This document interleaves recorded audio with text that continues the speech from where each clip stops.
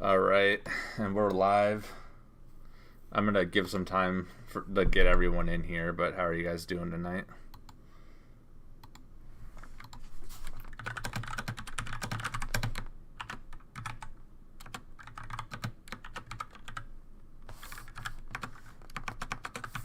Nice.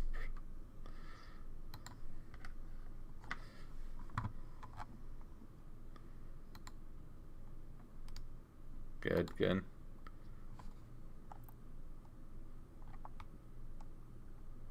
Nice.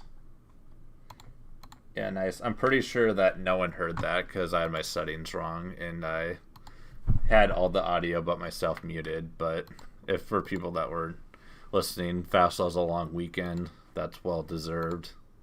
So, it's gonna enjoy that. How are you doing, Thug? Pretty decent. It's been alright. So, like, the yard where I live was destroyed, trying to kill the weeds. So, like, my project this summer has been restoring an entire yard. Nice. I'm not working. Yard work's always based.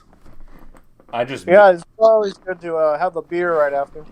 Nice. Yeah, I just moved into a house a few months ago, and having to do my own yard work for the first time in years has been a rough one because I'm really bad at it. It sucks, but then it doesn't.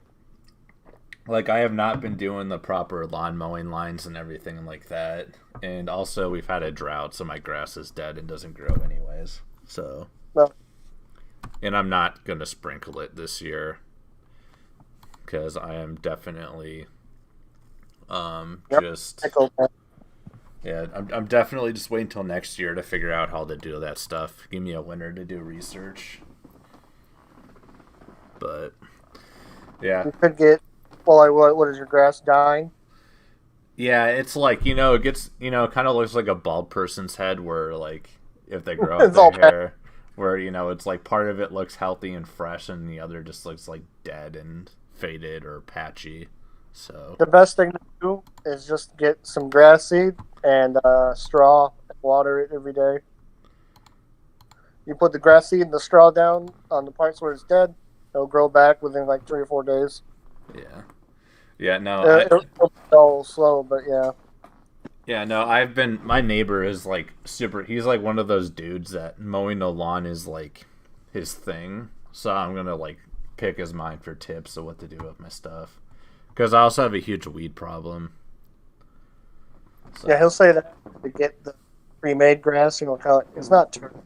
Yeah. But it's a little cold. I tried that. Find the land. No, and then we put in a garden. So we've been doing the garden life. That's the most trad thing I've done all year.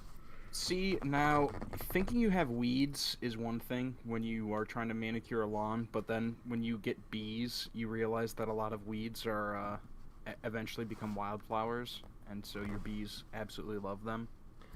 No, so. I've been getting some weird ones I've never seen before that is like, they're 100% just covered in thorns and there's no flower. I was just like... I had a garden... And I don't even know what this is because I'm a noob with it too. But like, as I'm pulling up the dirt, I just see white, roots all over the entire garden bed. I'm like, what is this? Having to pull it out by I don't know. Do you guys know? No, I don't. It covers like almost every inch of this flower bed. I was like, dude, no garden. This garden bed. I was like, dude, what the hell? Yeah. No, for sure. I just been letting just do the basic mow, get the job done, and then like basically doing it in the laziest way possible, which is basically how I do things. Sloth is definitely my biggest sin besides pride, which is everybody's.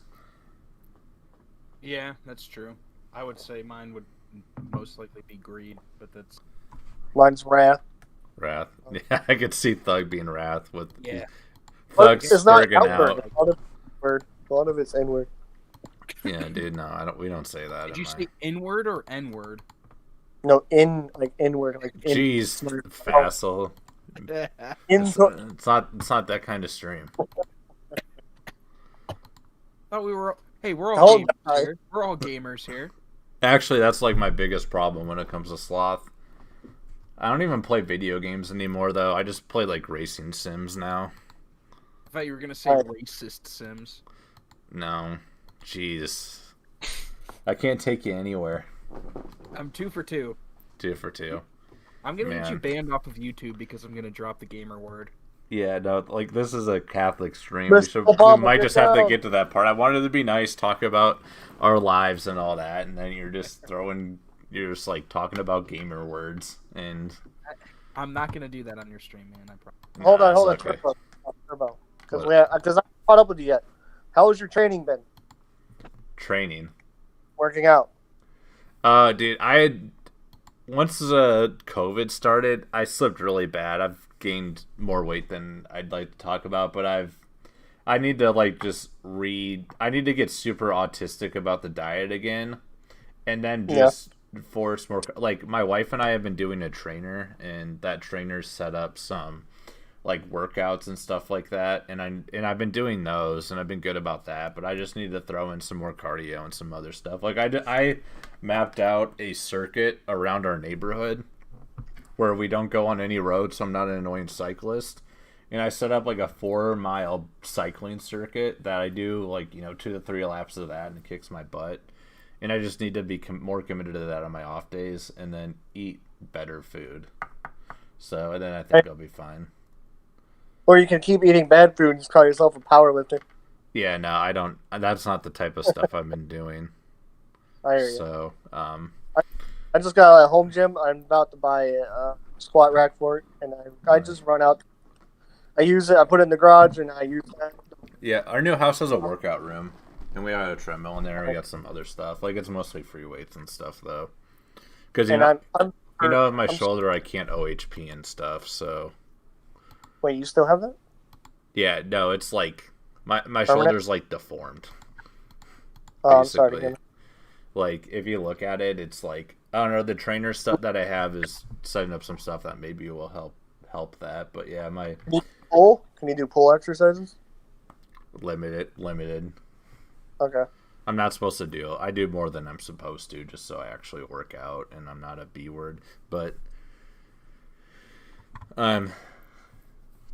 yeah, no, I'll get there. That's my goal. Like I said, I just need to get super autistic about working out again. I sort of fell out of it with like getting married and everything else. Vassal's been getting it. How have you been doing training? So I've it's ebb and flow. Certain days I do. Certain days I like today. I should have worked out way more, and I only did like abs. But like a couple days ago, it could have just been like a routine thing, and I just went like insane and did like a really heavy workout. So it's just ebb and flow. But I think kind of the same thing with Turbo. I need to be more disciplined with diet. Yeah, that's another word for autistic, I guess.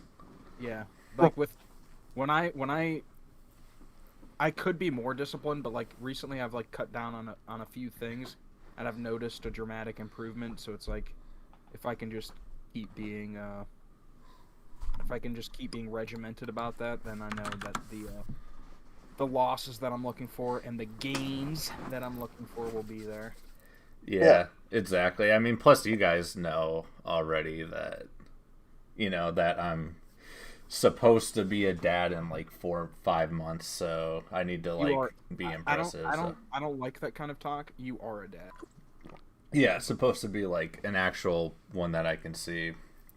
I mean, I've technically been a dad for a while with the whole miscarriage stuff, but that's a whole different story. So, but yeah, I mean, if a child is conceived, you're a father. That's as far as that's what it is in my opinion. Yeah, no, I mean that's 100% true, but like, it just in terms of like the actual having a present, you know what I mean, a post-birth parent. Has enough people shuffled into the live stream yet? Yeah, no, we're good. We're gonna talk about whatever at this point. We have the viewers we're gonna get. So I think we should start with the Catholic Answers thing that dropped today. Yeah, just a sec. I'm wearing long sleeve. I'm wearing a sweatshirt and it's got hot in my basement, so I gotta address that. But then I'm ready to talk. So you might hear some shuffling noises as I move that around. But yeah, we can jump on that. All right.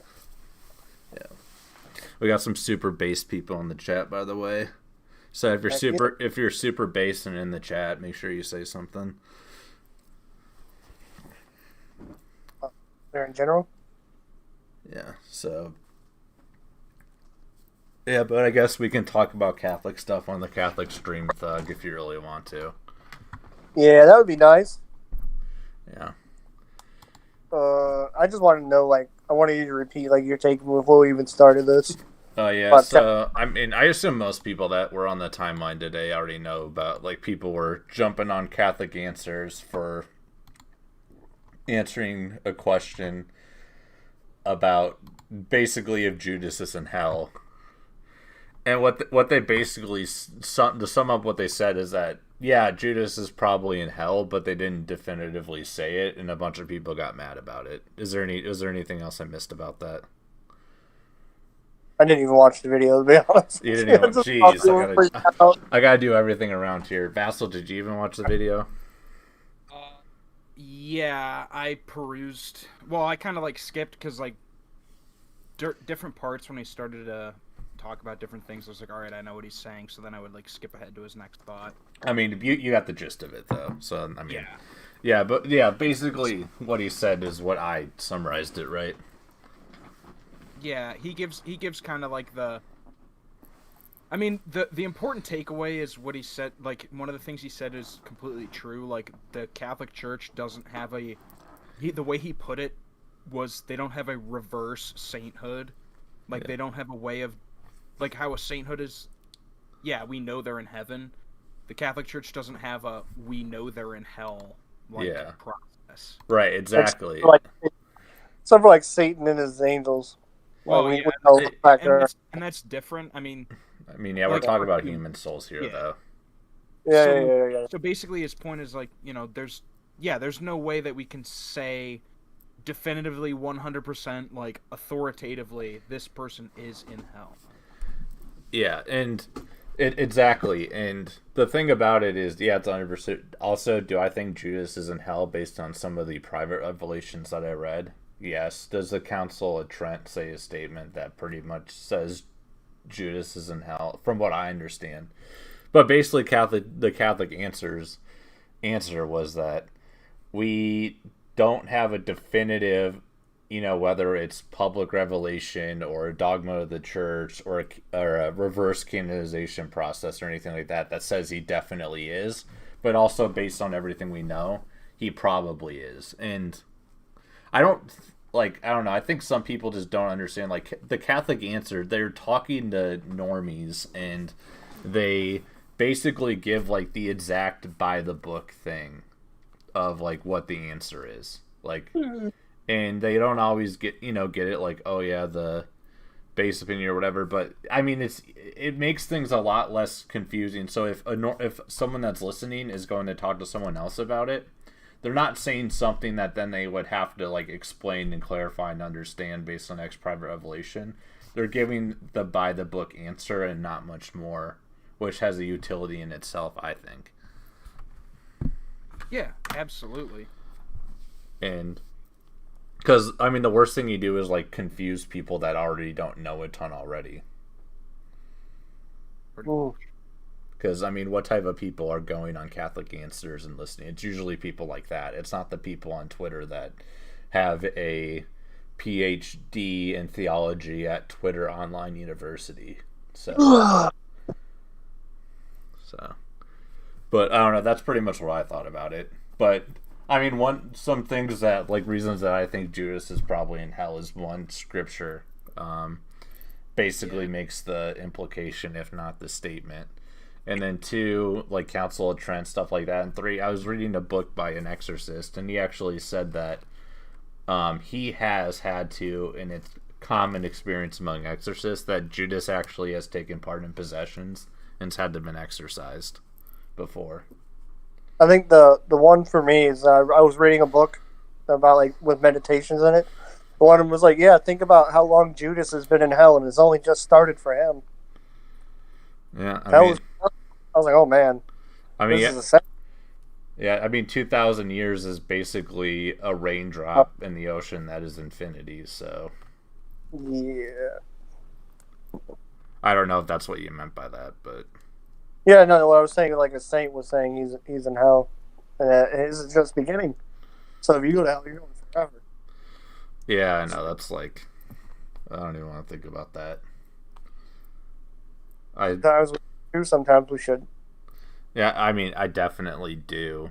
I mean, otherwise, like, why would I go to confession or anything like that? Like, I mean, besides the fact that you love God and want to make things right with Him, Yeah. but, you know, also fearing hell is a very good reason as well. So, Probably the second best reason. yeah, well, I mean, yeah, the first reason should be that you love God and want to make things right when you sin, and the second should be that you don't want to go to hell. Absolutely.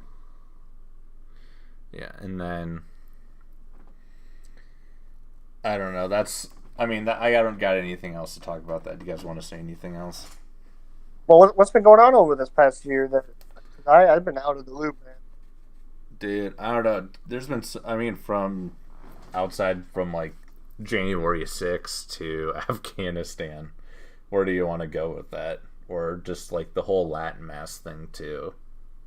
I guess I could just say that it was kind of funny seeing all the normie. I think they were conservative. I don't know. All the normies complain about how women are the Taliban. It's like, dude, I just don't care. Yeah, I don't know. It's not that I don't care and don't feel bad for anybody, but it's sort of just like we keep on causing the problems and then we have to make it worse to solve the problem. I don't know. It just is. The whole thing's been pointless. Look, there's a secular dictator, and he keeps everybody in line. Let's go ruin that. Yeah, or that, or like the fact that we made the Taliban in the 80s and then now they're a problem. I Like, think that was out, but I don't no, know. no, the I no, the think, U.S. Trained the Taliban to fight the Soviets in Afghanistan in the 80s, or the people that became the Taliban. So yeah, I don't know. We don't need to go. I don't know. I think you said you wanted to talk about the Latin Mass thing, Thug. Yeah. I wanted your guys' takes on it because I read it and they said that the reason was that there was, I think, a split going on in the church between the two communities, and there's like two lines of thought that I saw at the time. I'm trying to refresh my memory, and it was either there's a big split going on, so this needs to happen, or they're also saying the Latin Mass community is so small and insignificant. It's like it seemed to me like it was one or the other. Yeah. What? And then, I don't know, my understanding of it was like basically like it doesn't make it impossible, but it basically makes it that if your bishop has a bone to pick with the Latin Mass, they can make those people's lives very miserable. Which they could already. Yeah, but I think it just gives that more ammo or whatever. Like I don't know. Like I think we talked about this before. None of us go to Latin Mass. Nope. Thug and I go to our local parishes, and then Vassal is an Eastern Catholic, so he doesn't have to worry about any of this because nothing's. Well, I don't see anything wrong with it. I like the Latin Mass. I like going. If I had the choice, I would move near one. I just choose to go to my Yeah, hey Thug, make sure you're talking close to your mic. Okay, well, was this fun? Yeah, so yeah, people are saying you're cutting out, but yeah. Oof. Yeah, and then were you saying something, Vassal? not really. Just I don't know.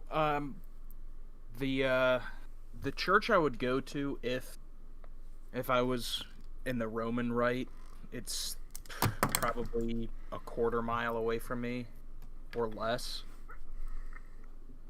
And the priest there, he's done a lot of work. He, like, I know the scoff is like the quote unquote like reverent Novus Ordo, like no such thing exists, but it's like this guy, he came to his parish and he's fought for, I don't know, like 15 years, and he's gotten all the he's gotten the music, so it's only an organ and a singer.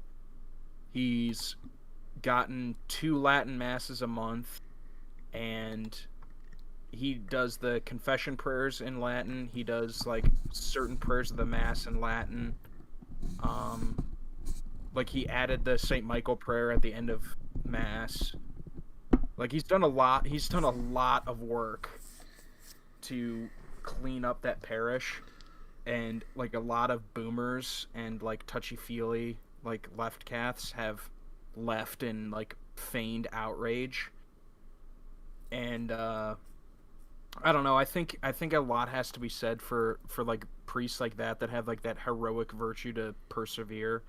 And I think that like he's now like at the mercy of his bishop, and the Bishop of Cleveland has been like, yeah, like if you have it going on, like I'm not gonna stop it, like sort of a approach. So he's like, I talked to him about it, and he was, because I go to there for confession, and he was, obviously like nervous that something would happen, but he's like super grateful that it's been able to continue. But, and I hate to say this because the guy's awesome, but like it kind of has like that like abused wife like feel. Yeah. Well, where he's like, I'm just thankful that I'm still allowed to do it. It's like, well, you should be hopeful that you're continuing to do more, but Right. I don't know. I personally, like, I get a lot of the complaints on there because basically, if your priest just doesn't give a crap, it's sort of just like, if you don't like clean up your house, it becomes disheveled and it's awful. Like the same thing can happen with the Novus Ordo a lot easier than it can with the Latin Mass for sure. Like, and I personally found I'm not like have the best experience with my masses, but they're okay. Like they're not like awful. Like I've never had a clown mass or anything like that. So okay, so I've got a buddy of mine goes to the University of Dayton, and he was just over my house a couple days ago. Maybe yesterday? Yeah, yesterday.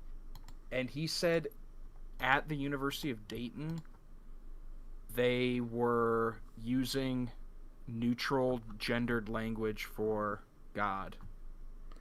oh. Like, like they weren't saying like Bruh.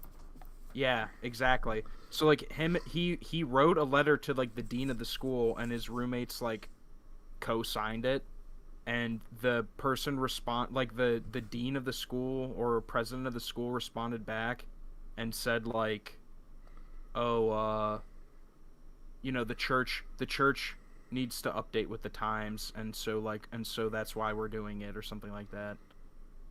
Yeah, wait, but I thought is Dayton a Catholic school?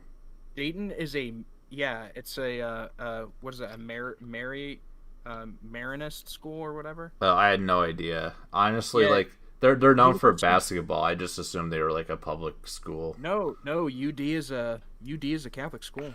Really? Yeah. Yeah, I would be the biggest Susan if that happened. If I was like, I'm not the complaining type, but yeah, if my priest is like Karen? using general neutral language or like having an LGBT mass or something, then yeah. No, Karen's like the IRL one. Susan of the parish council is like the Catholic version of Karen. Yeah, I understand that. Yeah. Yeah, it was rough. And I like after hearing that, so like Dayton was my second choice of school. Did the priest? Huh? Hey, I'm just gonna jump in. Did the priest get in trouble? I don't know. Not from the dean, apparently. Yeah, he made it seem like that wasn't the case. I mean, you got to elevate that to the bishop, though, or whoever's in charge of that. Like, usually universities aren't like they're a little bit different from the diocese, but and I don't know how Maronists work, so I don't know if it was like it wouldn't be like if he's not under the auspices of like the bishop, so like the Archbishop of Cincinnati. Yeah, I mean, you can find out who to complain Yeah, to, it was though. like, because like that was the thing. Like I went to a Jesuit school in Cleveland, John Carroll, and like a lot of their priests were bad, but it was like it's not like you could complain to the Bishop of Cleveland. Yeah. Because he would just be like, what do you want me to do? Like, it's like they're not my priests. You know, so. Yeah. Mm. Yeah, he has, like, no authority. Yeah, you gotta find the... Yeah, like, also, like, I don't know what isn't, like, what do you guys think is worse? I assume, like, the answer's pretty obvious, but, like, just, like, a priest that's just straight up saying stuff that's not right, or just, like, a super lukewarm one that just lets all this stuff happen? That's a good question, though. Mm. Well, I mean, in Scripture, it's the lukewarm is the worst one. Because he knows better. Yeah. And just doesn't do anything about it. That's Effeminate. yeah. I will spew the lukewarm out of my mouth. Yeah. So. Yeah, because that's what I was thinking too. But I don't know if someone's like straight up having LGBT mass, like it's it's a little bit more scandalous. But I think the implication of that is like if we can, like, pardon me if I'm presuming too much and trying to interpret scripture too much as a, like, I'm not authoritative. This is just my, like, thought kind of off the cuff here. Yeah. But if you think about it, if you see a clown mass or a like something like that that's like obviously heretical, so like someone that we would describe as quote unquote cold, most people, even people that are like on the fence, normie, pretty lax, not super serious, they're gonna be like, that's wrong. But like the person that's lukewarm, that kind of gives you the, oh, that's not a sin. There's some plausible deniability. Yeah, they're gonna be like, oh, well, this priest is so nice, like, they're so tolerant and accept. You can kind of see where that could lead to the damnation of more souls. Right. Well, one's like, straight up just one does its damage right away. The other one slowly erodes. Yeah, exactly. And when you see the damage right away, then it's like you can sort of figure it out. Would you buy a house already in ruins? No. Would you buy a house that has like rotted in it? Yeah, rotted foundation right or away? something. Like, yeah, you could probably still buy it. Yeah, you probably wouldn't notice that it would show its ugly head in a few years. Mm-hmm. Yeah, like the house I have that has a roof leak. Yeah. Me. Yeah, we just bought a house, like I mentioned, and that makes me nervous that we'll find something. Although it's not that old, and like we did like a move that I would never recommend, but the housing market was so insane, you basically had to. But we've foregone the inspection and then had the inspection after we bought it. Dude, we kind of did the same thing. We relied on a previous inspection that was like almost a year old. Yeah. So I mean that's probably that isn't that bad. That's soon enough. It was like it was the heart of the quote unquote pandemic, and that's when we did it too. Yeah. Basically. Huh? I said the pandemic. Yeah. Well, we can get into that later. But pandemic, scandemic. I don't know, like just you know what? Speaking about the pandemic, did anybody notice it was so weird? People kept like changing what they were calling the disease. First it was coronavirus. First it was Wu flu. What was it called again? Wuhan virus. Kung flu. It was like corona. And then everybody started calling it that weird, awkward COVID-19. Well, everyone calls it COVID-19 still, or just calls it COVID now. It just seems really awkward. And I mean, like, that's what seems how it is at work, anyways. Is people use like the COVID now. Yeah. My conspiracy theory about that is Corona, like the the cerveza, was like realized that it was bad for their brand, so they bribed the government to call it COVID. So you have a single fact to back that up? I watched the first Fast and the Furious movie. So every time I would come home from work and stop at like the gas station and pick up Corona, I would like like dad joke with the cashier who obviously like didn't care, I'd be like, yeah, like, you know, the constant covering of Corona in the news just really made me crave it. And they're like, all right, sir, like, please shut up and Yeah, leave. I was a cashier before. I would be like, man, this freaking guy again. Like, sorry, bro, but it's a delicious. Even funnier the 10th time. Yeah, exactly. Yeah. No, I don't know. I like China virus. Sweet and sour sicken. Yeah. Although I like this was the same cashier that when I would buy, and every time I would say, like, hey, what's up? She'd say, nothing's up but the rent. Like, every single time I would say it. I don't know. And I don't know. Both you guys suck. Yeah, that's fair. No. You gotta love dad jokes. Yeah. Have you guys gotten the jab yet? No. No. Never. I have a feeling it's coming soon, just with certain aspects of my employment. Yeah. I'm never getting it. I don't know. I kind of want to see if they do a test of that plant-based one, and then maybe do that. Just because, like, it, since, you know, but my biggest thing with the ones that are out is that either some of them straight up have aborted cells in them, or some of them were used, like, in, you know, the original cell lines from, like, decades ago that they used were aborted babies, so I'd rather not use that. But if they have, like, a plant-based one, I would try it just to see if they can make any advances in that medical technology so they don't need to use aborted cells for everything. I know there's one that's made from the tobacco plant, which I think is awesome. Oh, you. Speaking of the shot or whatever it is, see how demonic people were getting over Cardinal Burt getting sick? Yeah, that was so messed up. It was just like people were like celebrating. Yeah, like, okay, if someone was like, hey, like, Cardinal Burt needs our prayers right now, and I wish that he would have taken the vaccine because I think it would have helped him, that would have been fine. But people were basically gloating. All he said. All right, I'm gonna cover like what pissed me off about this. Excuse my language, but like, first, all he ever said was that it would be wrong to get it if it had aborted cells in it. Right? The media, whenever he gets sick, the media was like pro-Trump cardinal, like what? Those two things just made me so mad because he said that, but they're making it seem like he was some super anti-vaccine person, and he wasn't. He just said very obvious truth. Yeah, our political discourse is so demonic, actually. And then everybody in the comment section. I only watched the Twitter one. I didn't see any other ones. Like everybody comment section that were like leftist normie NPC weirdos, bro. Good. Something. So I don't know. They were just so demonic and celebrating over this. Yeah, like people are using the opportunity to dunk on him that are Catholics. Quote. I'll put that in quotes because I'm skeptical about some of them, but you know. Just wanted to pull. What was that? What was the thing that happened at the end of? What was that really awful movie? Jay and Silent Bob, where they go and fight everybody that talk crap about them online. What? That's what I wanted.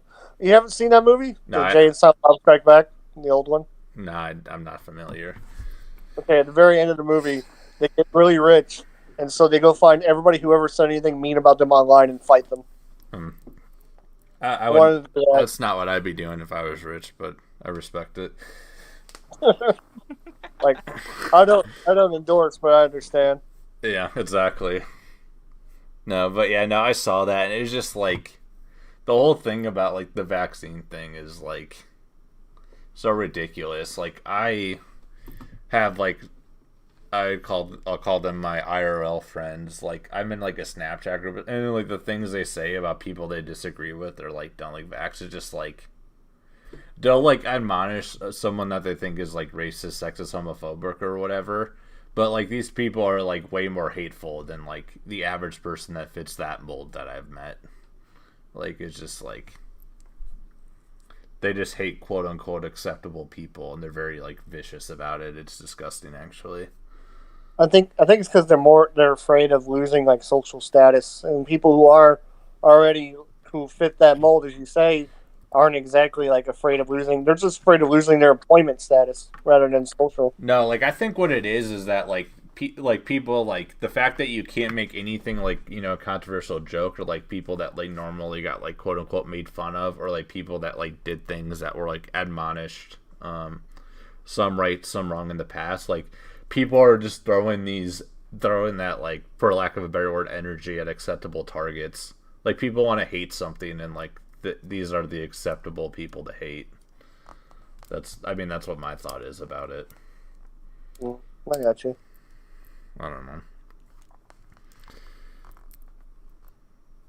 What were you saying before I derailed us on talking about this? Well, I don't know. I think what I said was that just like our discourse in general is just so demonic. It's about like, and I've fallen victim to it. It's about just like dunking people and making fun of them, or like being mean spirited, or like sowing discord between people. Like which is like a demonic thing. Like that book I was reading with The Exorcist, he was saying like he definitely thinks that there are like demons of discord that influence like things like our public discourse and stuff like that. Yeah. Which, I mean, I could 100% see. Like, things are so bad right now. But I'm mostly kept away from the news for like this specific thing. I don't want to see it. oh yeah, no, that's for the better.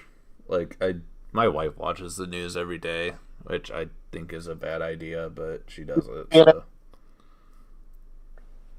She watch CNN. You cut out again. I said, does she watch CNN? No, she watches like local news mostly, and like whatever ABC's nightly show is. Gotcha. She doesn't like a Fox News, CNN news type junkie. She's more just like the reports of the day type. You gotta show her some Alex Jones. Yeah, I don't even watch Alex Jones. Yeah, Granted, he's extremely entertaining. Oh my gosh, the clips of him are hilarious. Yeah, like I don't even like, even if like you disagree with everything he says, like I just don't know how you don't enjoy listening to him. Like I would feel like even if I was like the most left-wing person, I feel like I would love that. I don't know. But that's just what I think, You probably just get angry the entire time if you're a leftist. I don't know. I mean, I think some of the stuff, like, I don't know about, like, if I watch his daily show, how much of it I would buy, but, like, he's done some awesome stuff, like, when he went into Bohemian Grove and taped that, like, owl ritual and stuff like that. Cremation of care, yeah. Yeah. Yeah, exactly. And just, like... Dude, that is hands down his best video. Yeah, for sure. He did that in, like, the early 2000s, too, I think. People still talk about that. Yeah, late 90s, 2000s. It's his best video because, I mean, he actually seems sane in it, Everything around him is, like, 10 times more insane than he is. Yeah. So he's, like... It's like the thing where, like, if you're only kind of attractive, you bring a bunch of, like, ugly friends to the bar with you to look better. Mm-hmm. Like, that's basically what it was. Yep. Yeah, and then, like, also, here's the thing. I think Alex Jones would be spot on if he had an actual, like, understanding of Christian theology and had, like, and it was Catholic. Yeah. Like, I think he would be so, like, he would be like, Matrix, take the right pill, like, Superman, basically. Also, the funniest part, as soon as we talked about Alex Jones, our viewers doubled. Are you serious? Yeah, and we were at 4 and we're at 8 now. Based. But I think if we talk about Alex Jones, your video actually might get suspended or ended. We'll see what happens. I might get a warning just for talking about him. He had that one interview. Do you think a YouTube moderator's listening to your content? No, but they have after the stream's done, it like processes for a while before it's like publicly viewable again. Like usually it's like overnight, so like if they're just over in the morning, it'll probably be ready to view if you're just watching the replay. At least if you're not like a big account, and I think they'd probably do something where like text to speech or something else, where they can see what you said. I don't think someone's like listening to it, but like with bots and automation, I'm sure they can. Like, for example, that Twitter Spaces, I don't think a lot of people know this, but if you do a Twitter Space, and if you're listening to it, if you're in a Twitter Space on the PC version, because most people are on phone, like a text to speech of everything that's said pops up. So they probably store that and look at it and listen to it. So I imagine that. Yeah, and then what was the name of that Alex Jones video? It was like cremation. Oh, when he infiltrates Bohemian Grove. Yeah, Bohemian Grove. Their name? Yeah. I want to watch that. Yeah, what's the name of the ritual though? Cremation of care. Yeah, cremation of care. Bruh. Yeah, I think they took that video off of YouTube or after they dig harder. Let me see. They took everything off of YouTube with him. They unpersoned him. Yeah, no. Yeah, well, yeah, true. He's like, he has his own thing. Like, but, yeah, that was like the weirdest thing I've watched in a while, like a long time.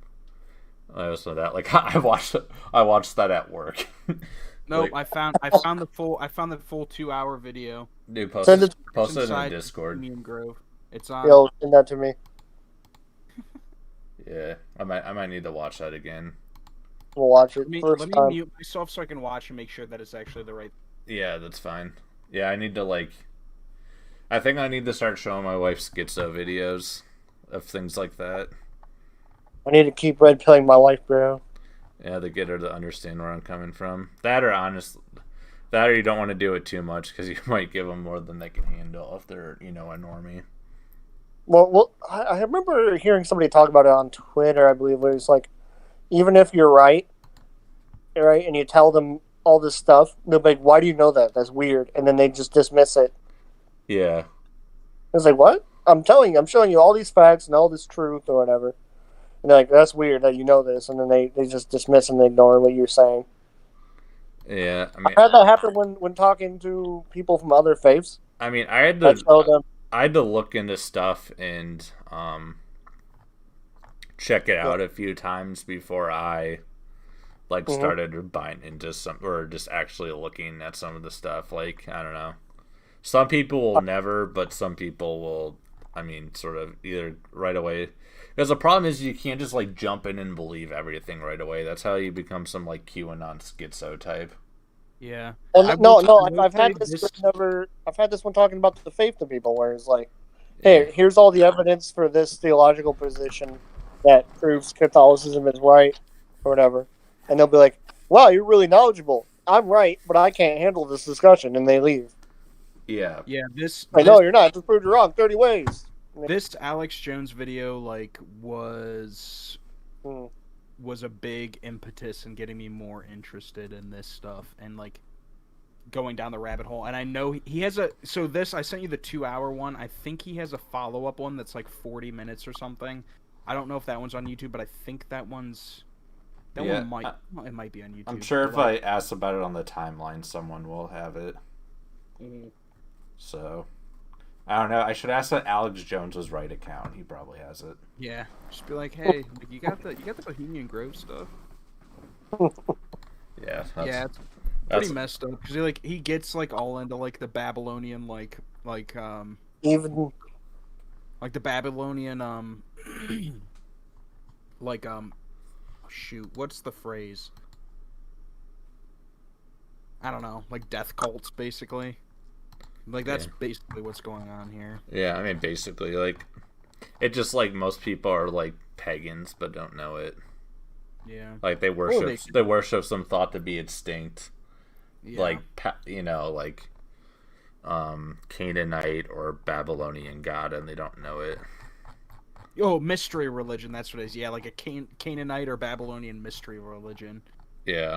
And literally in the video it's so funny because he was he says he's basically able to get in because he has a Texas accent, and he says, "Oh yeah, I'm here with George W. Bush."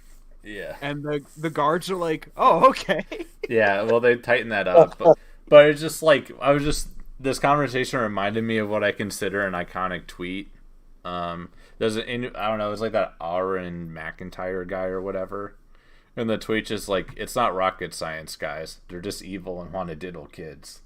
Yeah. That's what it boils down to. That's exactly it. I had to dig down my retweets for that, but I mean that's exactly what it is. But yeah. That reminds me of the what was it? And whenever I look, Sam Hyde saying, "When I look at an apple, do I wonder is the world run by satanic pedophiles?" Yeah. The answer is might surprise you. Yeah, the answer is yes. Right. So, oh man, I did not think we were going to be talking about Alex Jones tonight. Yeah, I always spurg out once I get on here. Yeah, well, there's just so much to talk about. I'm always like, just be normal, Thug, and then I jump on and talk about. Remember when I was on what was that one show called? You called in. Remember what was it called? I don't. The Discord. Haley Brapp. I'm like, yeah, just be normal, and I go and talk about blood libel for like half an hour. Yeah. No, I just can't be normal sometimes. Yeah, true. I have to do it here so I can function when I go to work. I got you. So, how is the new house? If I'm feeling like particularly like antisocial and like schizo at work, I can just walk in the woods for a while, you know. What? Yeah, well, yeah, your job, you're able to do that. Yeah. Oh, yeah. I'm like fluorescent light induced office worker. All I could think of was somebody just like leaving a store and then just walking into the woods. Whereas like, I know you don't work there. I'm just saying. Yeah. Well, Vassal's like a park ranger or something. Dude, Robert Morgan's in our live chat. You'll love to see it. Yo, Robert. No, he's been there the whole time. Just been. I know. Well, I just look. I'm late to the game. You know. I'm your least efficient moderator right now. Yeah. Get him in. Yeah. Also, I'm pretty sure Mitya's in here too. I think. Just judging by the Avi, I think it's Mitya, but. Oh yeah. Which is like Mitya is like probably the most underrated account on Twitter. I'll just say it. Oh, he is 100%. He's not following. He's had a couple of bangers. Dude, he's sub 200, but he's like the best account probably. I was actually sad when he unfollowed. Twitter rests on the shoulders of sub 200 anonymous accounts. Yeah, if you guys don't follow the account that I'm gonna post in the YouTube chat, then like at DMITRY Reborn, then just like delete Twitter because you're missing out. The magic name of EOC. You'll love to see it. Yeah, dude, like, I don't know. I discovered Mitya when he was like a fresh, like, babyface 50 follower account, and I've been gassing him since. Like, I'm not gonna say I took him under my wing or anything like that. That's cheesy like that because it's just Twitter, but like, I definitely like make every effort to promote that account. So. Remember whenever you first made Turbo, and then all of a sudden you had like 3,000 people just trying to egg on you over your memes? Oh yeah, when I deleted Catholic Piccolo and then made RCC Turbo, and I didn't even have a Piccolo Evi at the time, and like I posted those like anti-abortion memes, and I was getting like, I didn't look at all the posts, but like I had 1 million plus impressions, and I was like getting ratioed and dunked super hard apparently by like leftists and people like that. Hassan Piker quote tweeted me. I keep hearing about him lately because of something about getting rich or whatever. Well, yeah, he's like a socialist Twitch streamer, and he bought a $3 million house in California, and people found out about it. Sounds like a loser. Yeah, I mean, yeah, it sounds like, you know, you should repent and submit to the gospel. Sounds like Rift is real. Yeah, but well, he's Cenk Uyghur's nephew. Of course. The Young Turks, the male Young Turks. Yeah, I don't know how to pronounce the Turkish name, but like the Young Turks host, he is the is like his uncle. That guy is trying so hard to be the like leftist Alex Jones. It's unreal. No. And I think if you said that to him, he would be like supremely insulted and have one of his like classic meltdowns. Yeah, I haven't. Alex Jones talks on him. Yeah, I One haven't. day. Are you talking about Shank or Hassan Piker right now? Shank. I'm talking about Saint Uger. Yeah, no, like the Young Uh, Turks is basically what Infowars was doing, but for leftists on YouTube. Yeah. but since they're leftists, they stay up on YouTube. Yeah, and then yeah, but basically his nephew, like he, started doing content, and he got promoted a bunch by his uncle, and he became a popular Twitch streamer, and he's super rich now, basically. I don't know. I don't want to talk too much about it, but the best take on it I retweeted was like Hassan Piker living in a $3 million home is just continuing socialist tradition. Their leaders have always been bourgeoisie scum who want total state centralization because they think they will be in charge of it. Like, which is basically, I mean, from Karl Marx, like that's exactly what happened. Like all the people You see, in order. that promote communists are just like these rich people, and they usually have like, quote unquote bourgeoisie support. In order to have a stateless, free society of communism, you must make the state ginormous. Yeah, I mean, yeah, and then at some point it's supposed to be so big it corrects himself or something. I don't really know. That sounds stupid. All I know is that usually a bunch of people die. Yep. There's a reason it's extremely condemned by the church. What was it? I heard from like one Eastern Orthodox priest. He was saying that what ends up happening is a priest who lives in poverty and goes out to the farmers and like hears their confessions and does liturgy for them is a bourgeois agent, and like somebody like Jacob Siff, who's a super rich guy from New York, is a proletariat. Yeah. He's a worker. Yeah. No, for sure. I mean, yeah, pretty much just communism is cringe. If you believe in it, you're probably not making it to heaven. That's all I'll say. I think remember leftcasts were saying that the decree, because we have a decree against communism that makes you excommunicated, right? Yeah, but they tried to get off on a technicality. I don't believe in the atheist aspects. Like, okay, dude, you're skirting the line. Yeah, well, that's the thing. Like, they're just so it's just like such arrogance that they think they like figured out the one way to, tie that knot that when you really can't. Yeah. So that it basically is what it is, and I think they'll end up reaping the fruits of what they sow. But I hope they change their minds. And then, anyways, I feel like we should talk about it. And I don't know how much time Vassal has, but I named the episode after Saint Joseph, and we didn't even talk about it because this is the first and only episode that we'll probably do in the year of Saint Joseph. So I thought it would be appropriate to name it after him. So, but go on. Yeah, but I don't know. In the past year, I did a consecration to Saint Joseph, and I definitely recommend it for anybody. That's wonderful. Yeah, so, I mean, during the year of St. Joseph especially, I think it's good. I think that devotion to St. Joseph and the rest of the Holy Family can solve a lot of our society's issues, so I definitely recommend it. If you're one of those people that's looking for a spouse, or are a spouse and want to be a better parent, I definitely would look into it. Any sort of devotion to St. Joseph at all. And also, of course, the Blessed Virgin Mary, too. So. Yes. Yeah. Because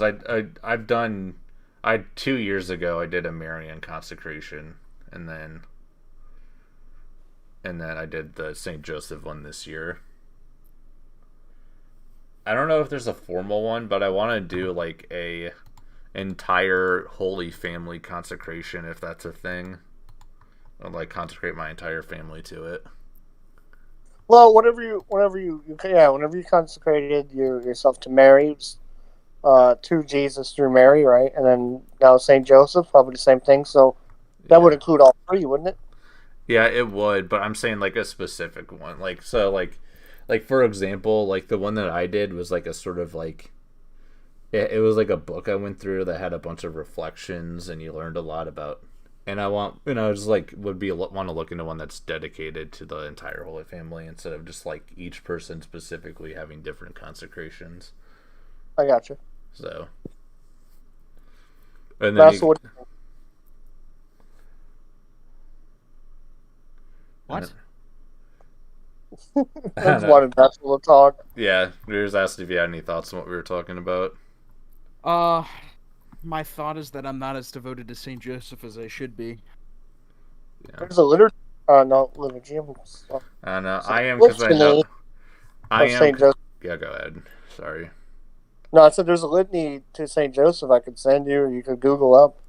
Yeah, I have a prayer book that has some Saint Joseph litany and some other prayers in it. The litanies of Saint Joseph are great. I just need to pray it more. I mean, yeah, I need to pray more in general, like obviously, but yeah.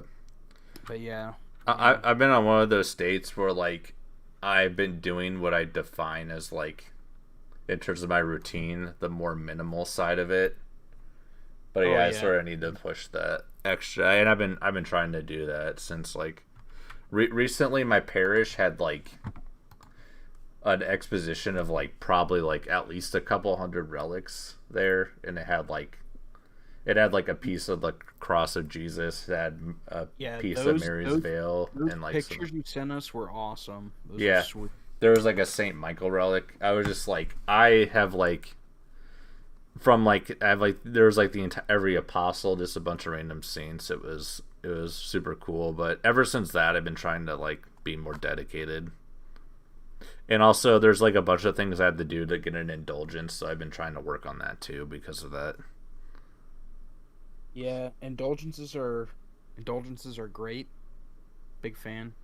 Yeah, they're very helpful. Hardest thing about the indulgence is the detachment from all sin. Yeah, that's where I'm like like I've made a commitment and I really want, but it's just like every day I mess up and I'm like, I promise, what am I doing? Like like when I've been trying to like detach myself from sin, it's like, oh, and I did the exact same thing I was worried about today. Yeah. Whatever it was. Does that come up in your like nightly examination of conscience? Or do you do that? I don't know if it's like nightly, but I do it throughout the week. I got you. I should do it more than I do. It's like I usually know what I'm doing wrong when I do it, so I'm like, I remember it. Have you read? I think I talked about it before. The Introduction to the Devout Life by Saint Francis de Sales. No, but you should. No, but I should because he's French. Yeah, you should text. You should text me the that. Yes, please do. You want the message, or do you want me to like pull up the actual like book online? If you just text me what it's called on my phone, I'll. Yeah, send me the link to the book though, please. All right, I'll text Turbo and I'll send Vassal the link. My parish has a bookshop, so I want to see if it's there first. I got you. In the very beginning, it has a it has a little introduction, and then it has like at home. I forgot what it's called. At home like kind of like retreat guide where you want to. And it tells you here's a general confession like guide. And he goes into all sorts of other stuff about having a devout life. And it's really, really good. Yeah, I think anybody who's like at any time. Yeah, I think the biggest thing, like my biggest slip up was like I was like I'm super routine based, and if it gets thrown off at all, like I just like it completely collapses. But like I was very committed about praying right away first thing every morning, and then that got thrown off, and then I've been like I need to reestablish praying first thing in the morning, and I think once I do that, everything else will build off of it. I agree with that. I had to do training for 2 weeks, and it threw off my prayer routine, and that was in like early to mid June. I'm still not back to what I feel weird, or it bugs me if I don't like right away. If I don't pray in the morning. Yeah, like it'll bug me for hours straight unless I do it. Yeah, like I think one of the big things is like when I got married and my wife moved in, that sort of just like threw a wrench in everything. Not like her fault, obviously, but just like everything changes obviously once that happens. And I need to rebuild what I was doing with the life. Yeah. I got you. So, like I said, definitely not blaming her at all for that in that regard. I need to approach my wife and just be like, we need to pray more, you know. Yeah, my wife and I pray the rosary together every night, but I need to do that more often. But like my only thing is that like we do it like way towards the end of the night, and I'm usually more tired than I'd like to be. Mhm. So yeah, I gotta find good ways to do this because our schedules don't line up. So yeah, no, that's tough. yeah, Are you planning?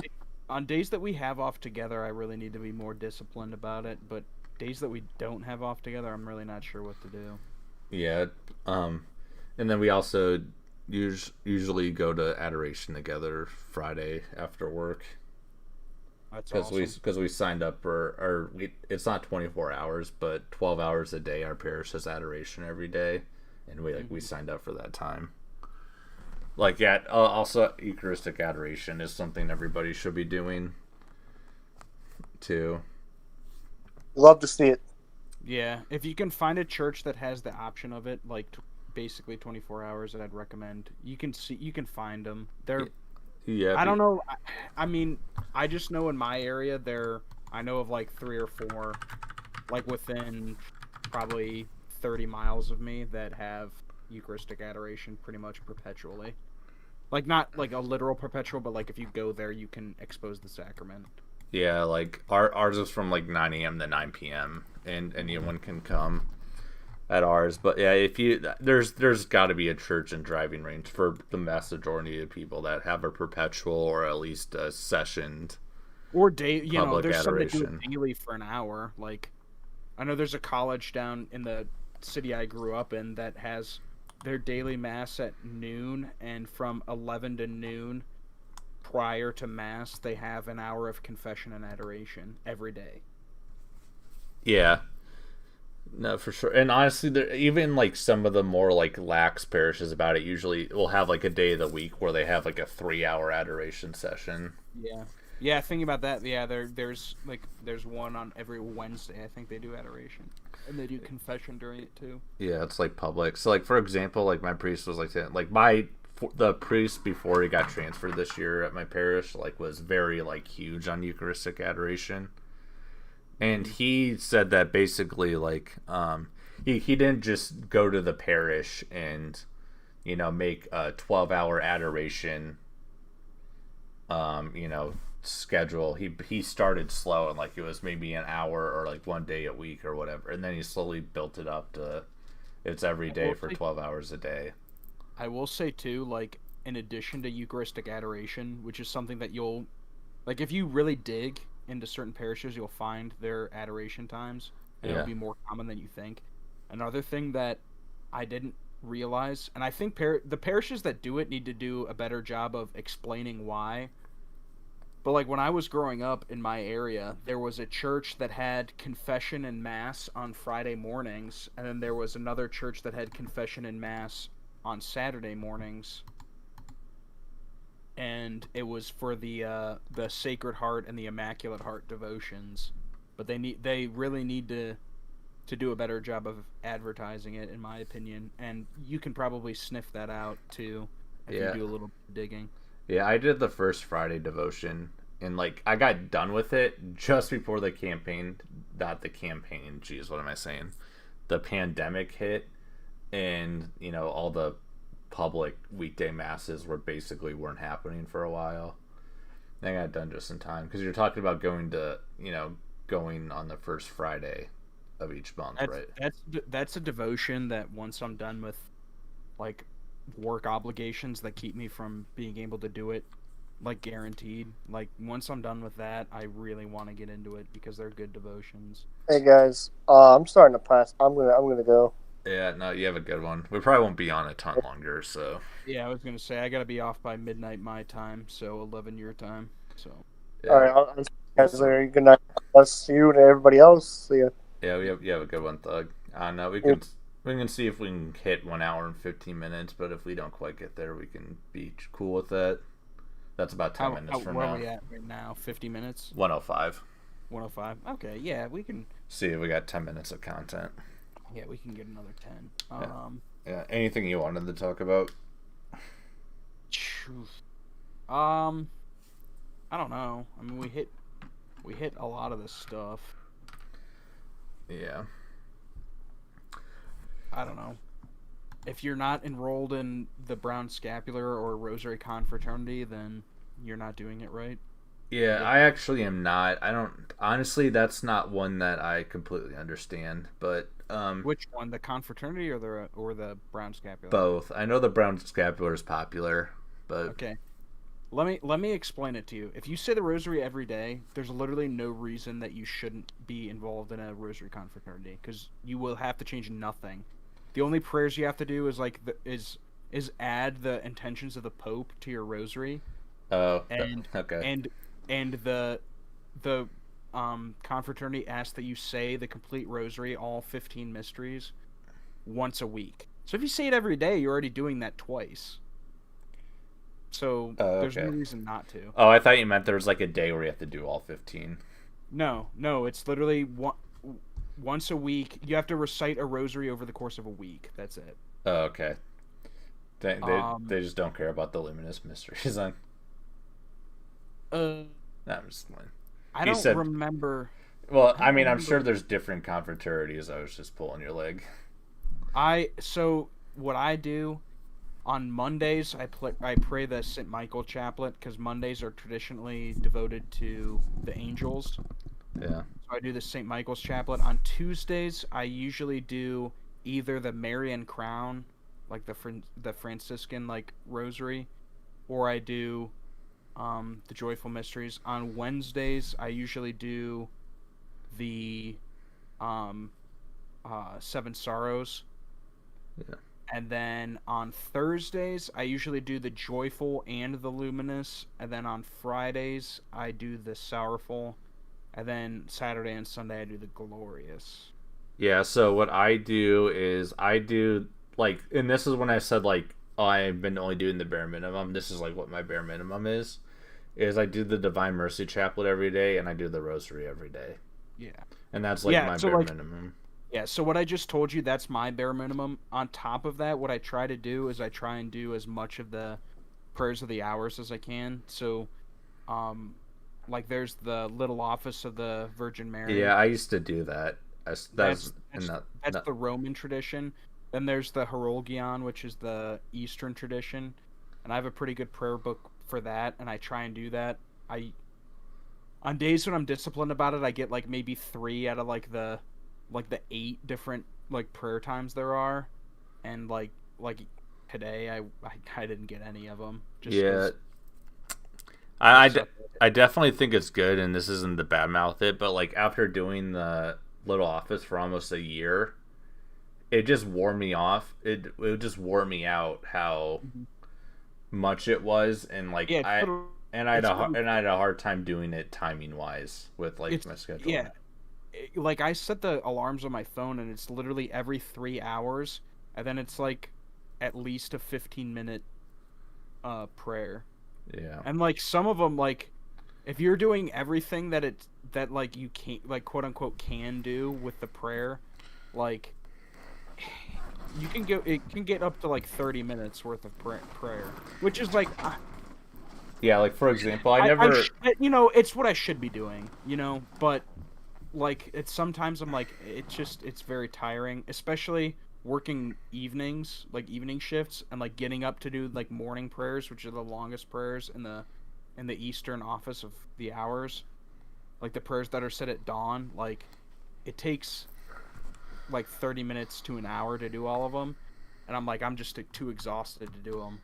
Yeah, like I don't know how he could fit everything in if I was doing the like I'm sure like it's not impossible. I can make it work, but like it was just like the morning and the evening Little Office was like each took at least 10 to 20 minutes Yeah. probably depending on, and then it's also and then also there's stuff like the hymns. Like I don't sing, so I don't do the hymns right. I'm just reading them, and then it's just like I was reading the same passages for a year, and I was just like, I don't. Well, like monks were able to they basically could recite the office of the hours like from memory. Like they didn't have to use the book.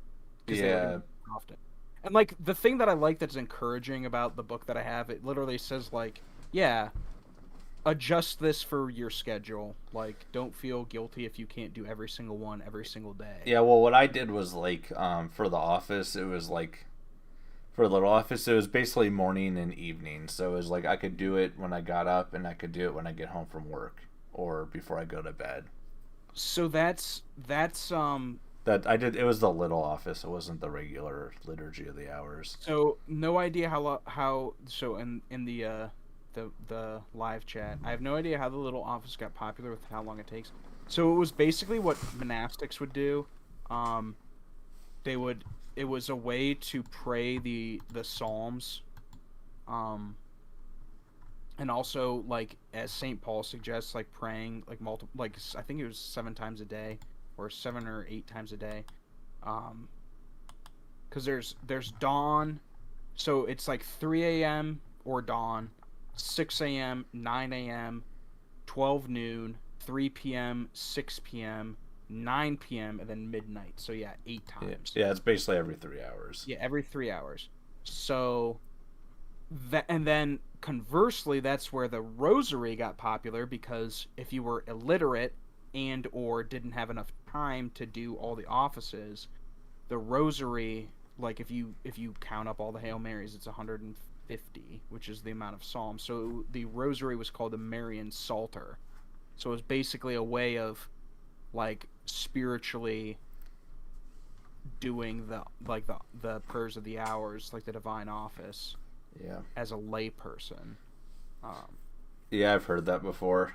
And then, like, for example, like, the one thing is, like, I think you need to have big, lofty goals with your prayer routine, but also, if you're a layperson, you probably shouldn't be holding yourself to the same level of expectation as, like, you know, a dedicated religious, unless that's like what your eventual goal in life is to be. Then you might as well practice for it now. But yeah, I mean, like there's like good Eastern saints, and Eastern and Western saints have both spoken on this, and it's really encouraging. So like I think it was Anthony of the Desert, he was like, there's a monk who spends his entire time in his cell like praying. Then he was like, then there's a doctor in the village, and you know, he does his practice, like he gives generously to the church, and like in the morning and evening he offers his prayer to the Lord, and he's like, and both these people are spiritually at the same level. Yeah. Well, if you're doing what you're supposed to with your life, and you're doing it for God, like, you know, and then there's like someone like Jose Maria Escriva, who's like, yeah, if you're a lay person, like you have a job to do. Like you can live your life for the Lord by doing your lay job, right? And like offering what prayers you can during the day. Exactly. And if I'm like neglecting like being a parent or like helping out in the home because I'm trying to do the hours, it's like I'm not doing what I'm supposed to do. And yeah, and that's literally what Jose Maria Escriva said. He was like, yeah, if a woman, I think the saying is like, if a woman goes to church and burns the stew, then she's half a devil, is the Spanish saying. Yeah. So it's like, yeah, if you're neglecting your obligations as a husband or a wife because you're trying to do something that you're not, i.e., be a religious, like a consecrated religious, then it's bad. Right. But obviously, like if you're neglecting growing your family spiritually, then that's also right. bad. Like, yeah, I mean, if you don't do anything, like if you're able to run your kids to every sport practice, but you never pray, your priorities are off. But if I got home from work and just prayed all night and didn't help my wife with anything and let her do everything and didn't talk, like you're doing the wrong thing. So it's a balance with your station of life. Yeah. But anyway, that's to harken back. So to be enrolled in the Brown Scapular, if I remember correctly, the original, so like a priest has to say the specific prayers to enroll you, and you wear the scapular. Yeah. Like I wear it. Like you're supposed to wear it pretty much all the time, right? Yeah. There's only like 2 things that I take it off for. You could probably guess. I'm not gonna go into detail, but you pretty much wear it like the entire time, like a priest's vestment is basically the way I've heard it described, and like to fulfill the obligations of the enrollment, I've heard you either are supposed to do the hours or a daily rosary. So again, it's one of those things where it's like, if you're not doing it, like, why aren't you? Because like you're already doing what. Right. If you're praying a daily rosary and praying every day, like, you're already doing what the. Yeah, I've actually seen a bunch of brown scapular people debate whether you should wear it in the shower or not, though. I one of the 2 times I take it off is in the shower. Well, because I just think it's wholly impractical, because if it's soaking wet, it doesn't dry, and it just gets your clothes wet, and it's soaking through all day. That's, like, dumb. Yeah. But, I don't know, I actually, so my parish has, like, a bookstore in it. It has a bunch of, like, you know, from, like, rosaries to other religious items and books. And they had, like, a inventory clear-out sale.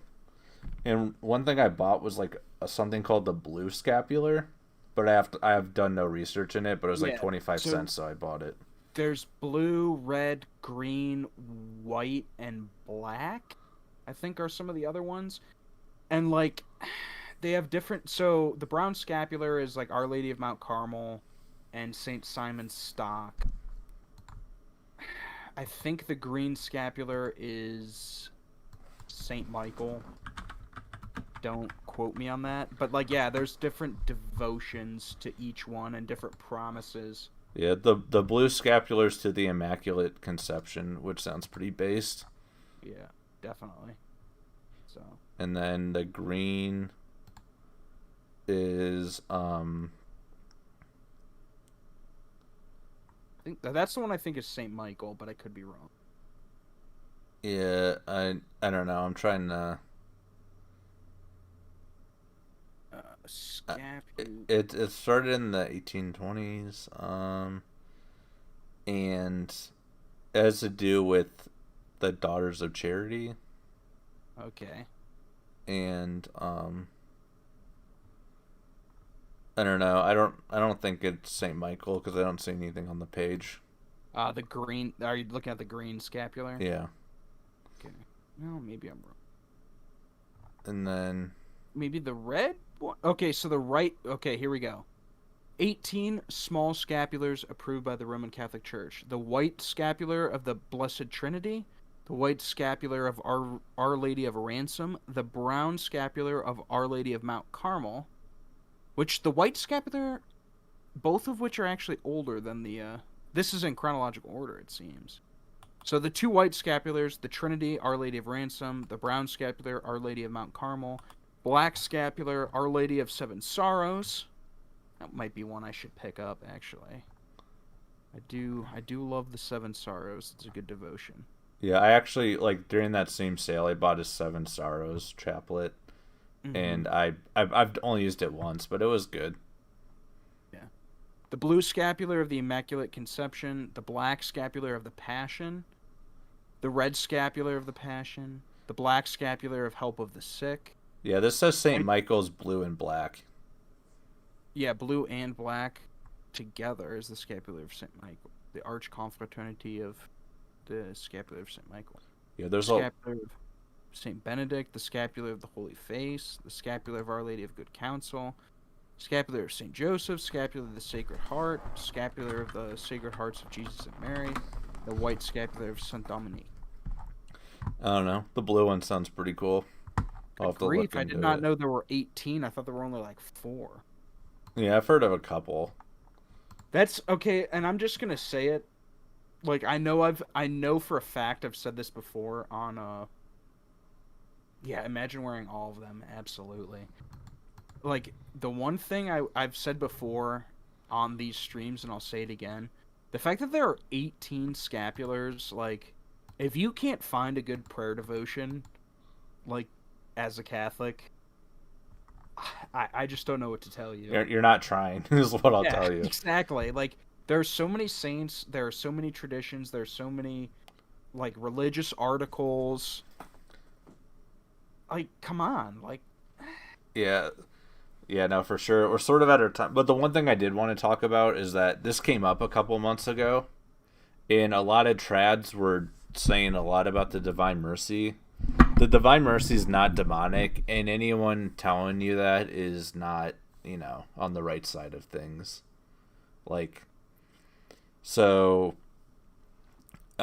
basically, a lot of people. So the Divine Mercy devotion in Saint Faustina's diary gets criticized a lot, or there's a lot of controversy, especially when it first came up, because there's a really Saint Faustina was a Polish nun, and she wrote her diary in Polish, and it got translated to Italian. And the translation was really bad, and it's made it sound like she's saying heretical things. So when the bishops in Rome read it in Italian, because Polish is a pretty rare language for people to know that aren't from Poland. They read it and they were like, "Oh, this is not, this is very suspect." So they put it on the banned book list, and because of that, a lot of people say it's bad. And then also some people say that, when she was canonized and by whom and stuff like that. There's some other stuff like that, but basically, the one thing I did want to say, I should have spoke up a little bit more when it was on the timeline, but I did endorse it. Is the Divine Mercy is not demonic, and it's not banned by the church or anything like that, and it was quote unquote, I don't know if the right word is banned or just on the shouldn't read this list or whatever they call it formally, but it's fine, and it was a mistranslation. So I'll just throw that out there. Didn't Saint Pope John Paul II himself retranslate it? I don't know if he did specifically, but actually, one thing I'll say is that John Paul II was very committed to getting Faustina canonized, and he made it so that Saint Faustina was the first saint canonized in the first millennium in 2000. And so she's the first saint of the new millennium. And he was quoted during, the celebration or talking to somebody that, that canonization day was, the happiest day of his life. And, so it's endorsed, the Divine Mercy is endorsed by saints. There's nothing that goes against the church. There's a lot of trads that don't like it because they have various reasons. Some think the chaplet is trying to replace the rosary. Some just think, it's new and modern people like it, so it's modernist and other stuff. You don't have to like it or be a favorite of yours, but it's fine. That's all I'm gonna say. That's like the pray it in the car, but. So you know what? I actually think I should get my wife devoted to the Divine Mercy Chaplet. I think she would. I can pray on my commute to work, so it's I do that sometimes when I work and back. So I do the rosary on my commute, but so that's what I'm at. That probably will do it for me. Yeah, no, I'm gonna sign off. Anything did you want to say? Last call. Just pray. Just find a good devotion and pray. Yep. We could use it. The world could use it. Pray for the Pope. Pray for the Church. Yep. Pray for the Pope every day. Pray for your bishop every day, and pray for your priest every day. Yeah. I can't. I actually do it at the end of the rosary with after the final rosary prayers on the 3 beads of the neck. I pray for the Pope, my bishop, and the priest and the priesthood.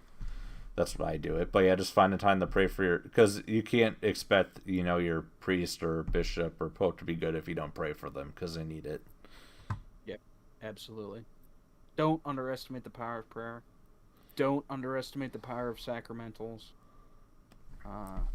And just get good devotions. Whatever it is. I won't belittle devotions because it's to each their own. That's the reason the church has so many of them. And that's not relativism.